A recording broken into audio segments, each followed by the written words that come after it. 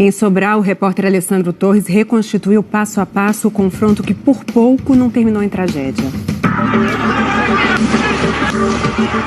Estas imagens marcaram a semana de crise no Ceará.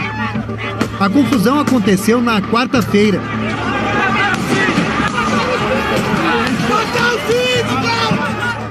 O senador licenciado Cid Gomes, do PDT, confrontou um grupo de policiais amotinados no quartel da Polícia Militar de Sobral.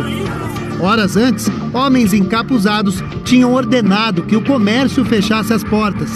Todo mundo apavorado, fechando as portas, todo mundo, os idosos aqui passando mal na calçada, foi um terror. Ivo Gomes, prefeito de Sobral e irmão do senador, descreveu o clima na cidade. Parecia assim que você estava no Afeganistão, as ruas sendo tomadas pelos talibãs, aquelas pessoas em caçambas mascaradas com armas na mão. Cid Gomes estava em Fortaleza, mais de 200 quilômetros de distância, e decidiu ir para Sobral. Mas quem tem arma, direito de andar armado, não pode, pela nossa Constituição, fazer greve.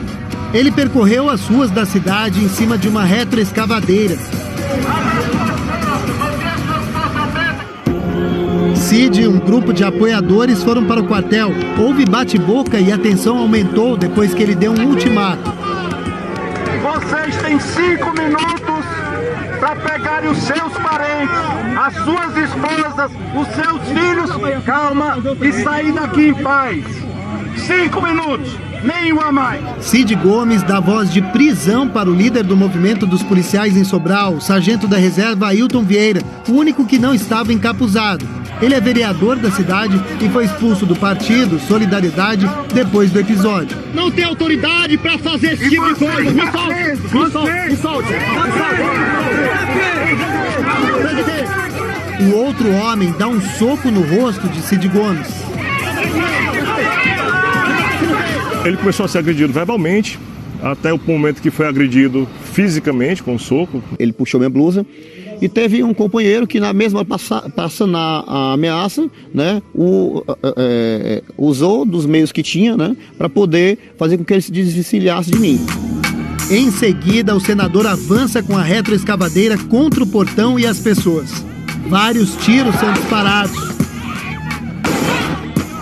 Cid Gomes é socorrido, ferido. Antes de entrar no carro, ele fala: "Eu levei um tiro." Não acreditávamos que existisse uma barbárie daquela natureza, foi uma coisa muito grosseira, muito desproporcional.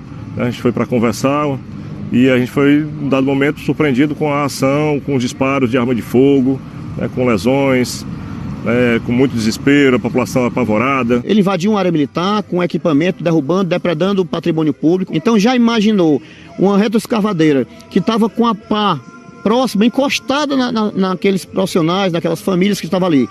Num toque a mais, seria um desastre, seriam pessoas ao chão ali, mortas de uma forma violenta.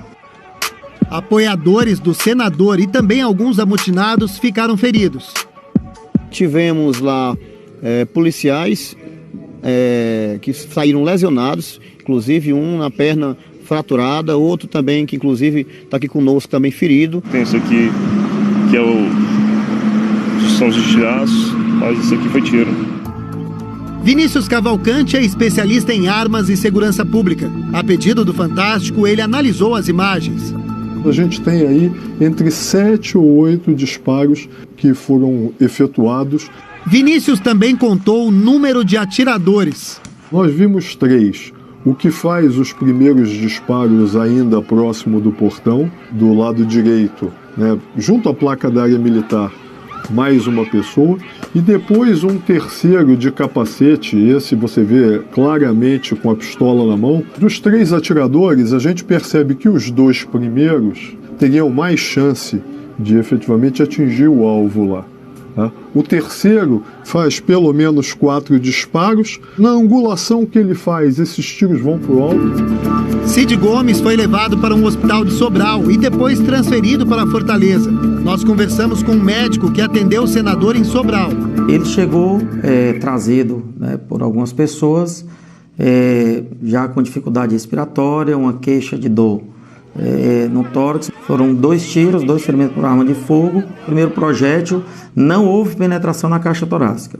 Certamente deve ter esbarrado com o vidro do trator e perdeu força, certamente, no vidro. A outra bala aparece neste exame de raio-x, alojada entre as costelas do lado esquerdo, perto do pulmão. Abaixo, um fragmento, que pode ser um pedaço da bala que se partiu. Ele não compromete estruturas nobres, então não teria uma indicação formal de fazer uma retirada do projétil, nem do fragmento. Depois de passar por perícias da Polícia Civil e da Polícia Federal, a retroescavadeira foi trazida para este canteiro de obras e coberta por uma lona. A retroescavadeira estava sendo usada numa obra no entorno desta lagoa. Aos poucos, a cidade tenta voltar ao normal. O senador Cid Gomes teve alta hoje e não quis gravar entrevista. A Polícia Civil do Ceará abriu um inquérito para tentar identificar os atiradores. Por se tratar de um senador, a Polícia Federal está dando apoio às investigações. O grupo de PMs encapuzados continua amotinado, mas mudou de local. Agora está reunido no prédio onde funciona a Coordenadoria Integrada de Operações Aéreas e um grupamento de rondas ostensivas.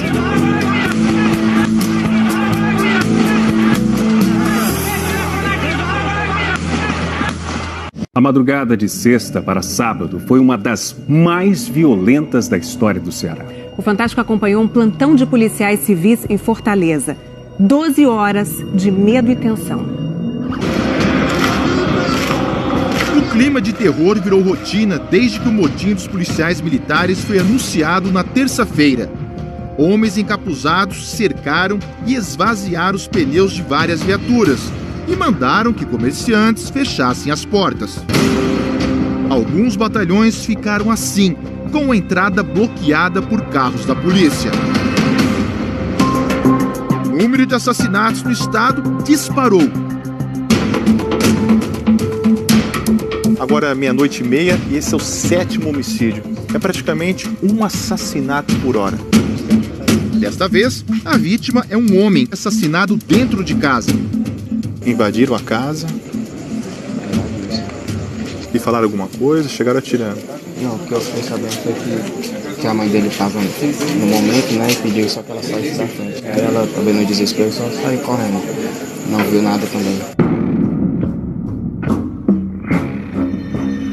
A orientação é que a imprensa tem que deixar o local junto com a perícia e com a Polícia Civil, porque o local aqui é bem perigoso.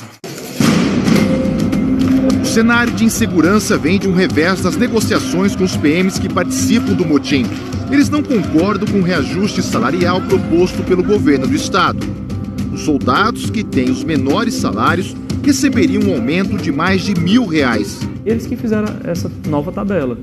E foi acordado com o governo, todos apalavrados, que olha, ok, essa é a tabela e é isso que nós queremos e vamos defender. Mas aí houve uma reação de parte dos policiais nas redes sociais e no dia seguinte eles começaram a voltar atrás na palavra. Parte dos negociadores que estavam lá entenderam naquele momento que era melhor, mas parte da gente que não participou da negociação, que estavam fora, estão aqui, não aceitou. Tanto que toda a categoria em si rechaçou aquele acordo fechado. A Constituição brasileira proíbe que servidores da área da segurança pública façam greve, entre outros motivos, porque prestam um serviço essencial à sociedade e porque têm um poder de coação maior que o das outras categorias. Mas esta não é a primeira vez que policiais cruzam os braços. Em fevereiro de 2017, a PM do Espírito Santo ficou 21 dias parada. E o número de homicídios também aumentou muito em relação ao mesmo mês do ano anterior.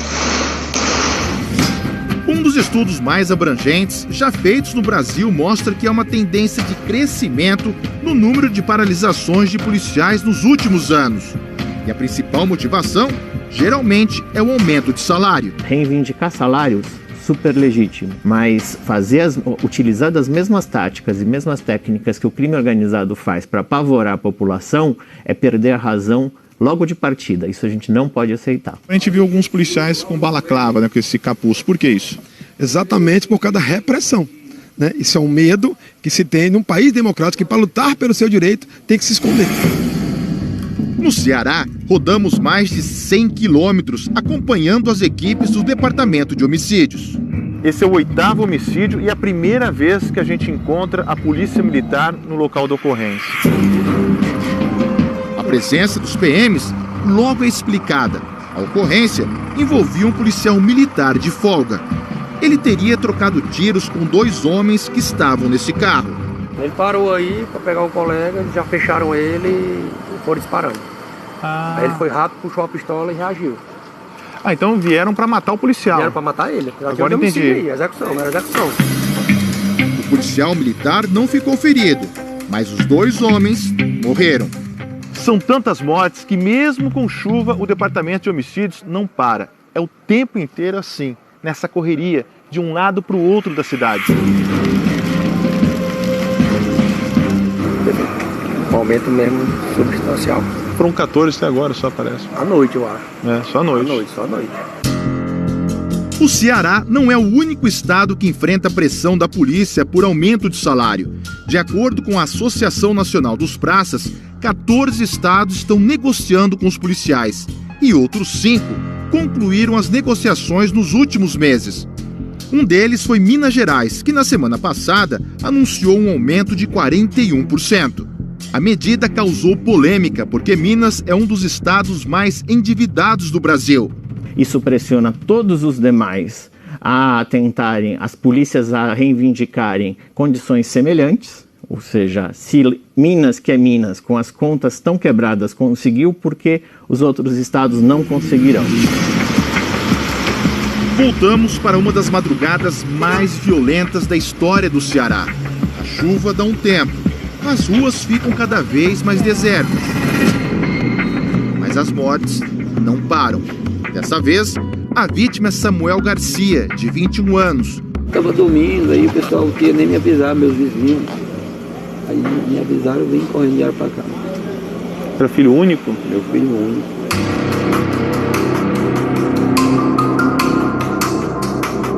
Três horas da manhã, enquanto a gente acompanhava o trabalho da perícia, numa cidade vizinha, bem perto daqui, um carro da Polícia Civil foi atingido por vários tiros.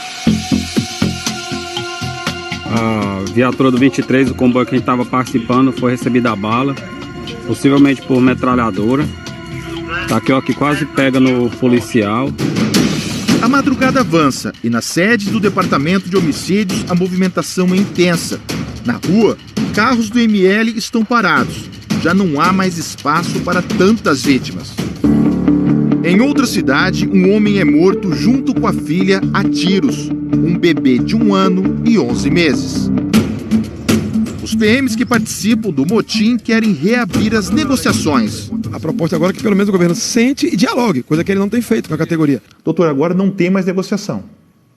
Olha, a negociação foi feita, né? Todos acordamos os termos. Agora, é impossível você negociar com pessoas encapuzadas praticando crimes. No período de 12 horas em que o Fantástico circulou pelas ruas do Ceará, foram registrados 30 assassinatos, mais de 2 por hora. Na semana anterior, a média tinha sido de 11 por dia. É meu irmão, ele foi assassinado. Muito indignado, por isso que eu perdi meu irmão. Não tem polícia, não tem nada nesse país. Não tem nada aqui, não tem nada.